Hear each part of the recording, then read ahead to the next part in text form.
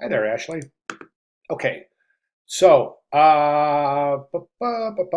struggle with color. Choose do more opposite effect. I learned a long time ago, and this was one of my mentors and somebody I really, really respected quite a bit as a designer. I was a very young designer, and I was told that it's a really good idea for compositions and layouts, logos, and different things be worked out in black and white before you introduce color. And one of the reasons, and I think one of the reasons this is such good advice, especially for young designers, is that when you're designing in black and white, you're working strictly with form. So you're not introducing the new meaning associated with color. So the formula was always work in black and white, then add color at the end. That's not to say you should wait to the end to select your colors, but applying colors. And I bring that up because you're mentioning you're struggling with color a little bit, um,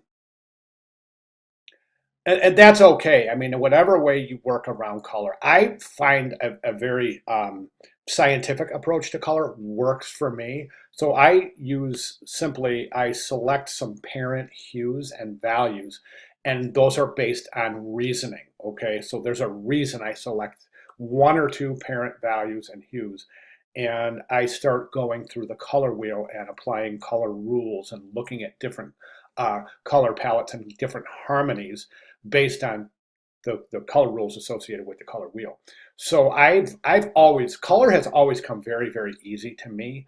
And I'm not saying that's the reason why. I'm just saying different designers have different approaches to color. So I've kind of given you two little approaches that may or may not work for you, but at the very least, I think it's worth exploring your own personal methodology in regards to applying color to different projects. Okay. But went to darker blues after critique. I know how to contrast. Well, contrast, yes, contrast is a word that you should always have. The CRAP principle, or CARP, to be a little more politically correct, is contrast, repetition, alignment, and proximity. And that should be a crawling kind of mantra in your head that you're always going through. It's basically a synopsis of the most important. And I don't want to make it sound like some elements and principles are more important than others, but certainly contrast, repetition, alignment, and proximity is a really great checklist to use on all of your work. Um, okay, so talking about contrast, love it.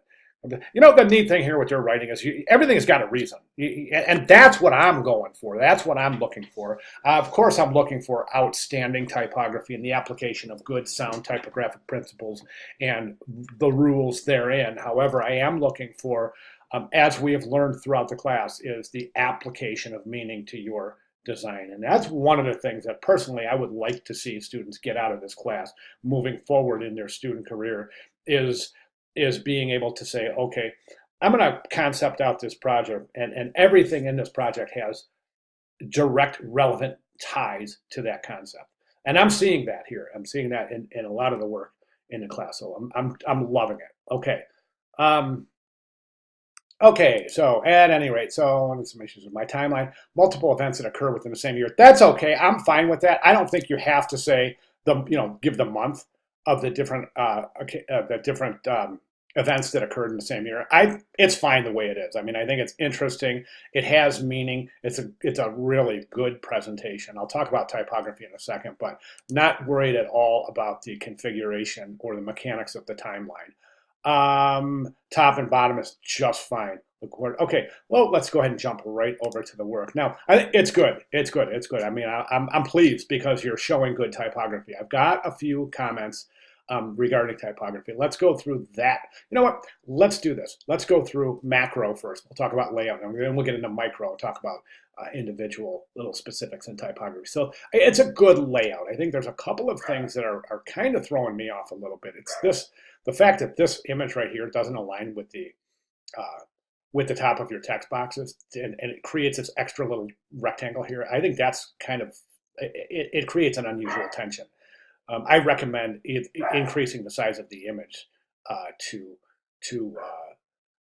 end at the probably the cap line where this image resides, or I'm sorry, where this type resides. Also, you've got this kind of wonderful 3-column typographic grid, but it's shifted over to the right-hand side of the composition.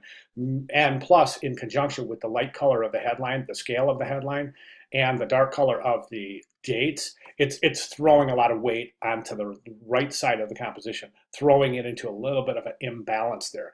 I think by taking these 3 columns and moving them to the left so we have equal distance between the left margin and the image and the right margin and the type. I think that technically it's going to be center aligned, and you know how I feel about center alignment, but it's okay here.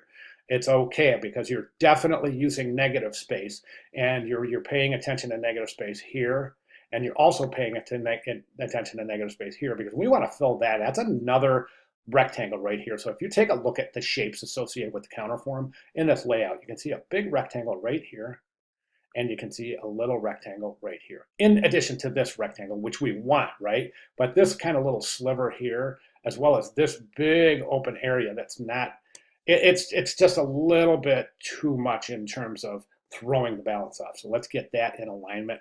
I love the right alignment of the headline and the subhead, even though it's against the right rag on the left aligned body copy. I think it's cool. I love it. I think it's very cool. Nice spatial relationships there. Good job. Really nice relationship, headline, subhead, body copy.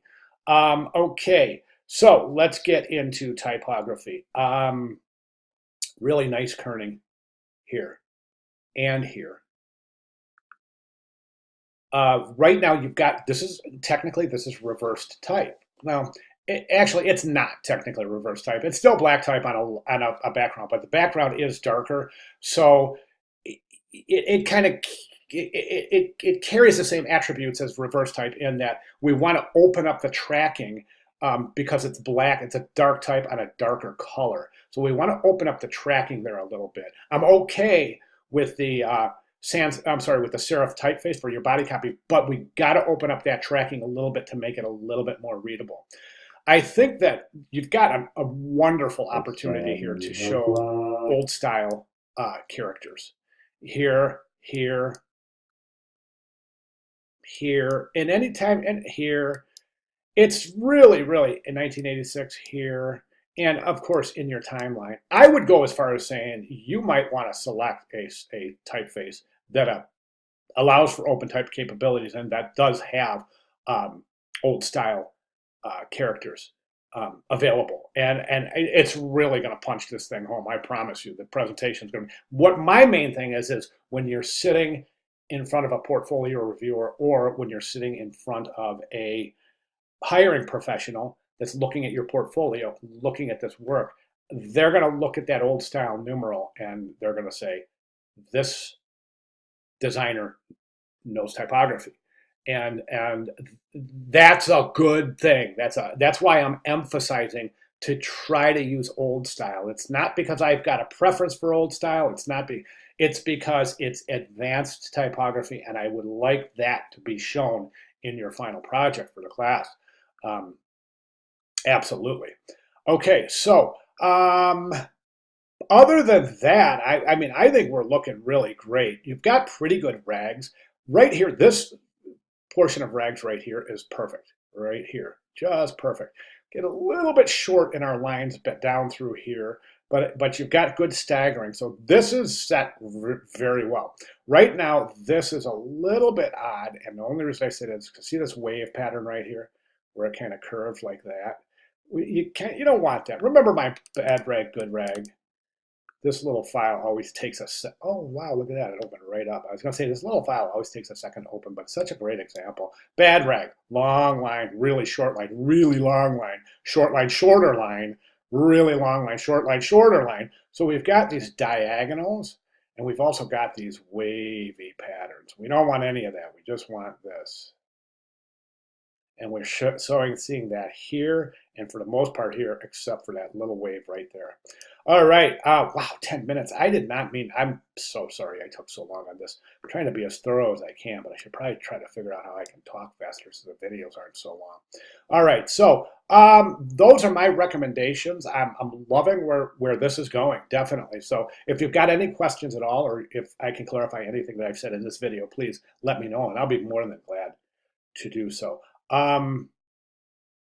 Okay, yeah, all right, great job. Thanks so much for sharing.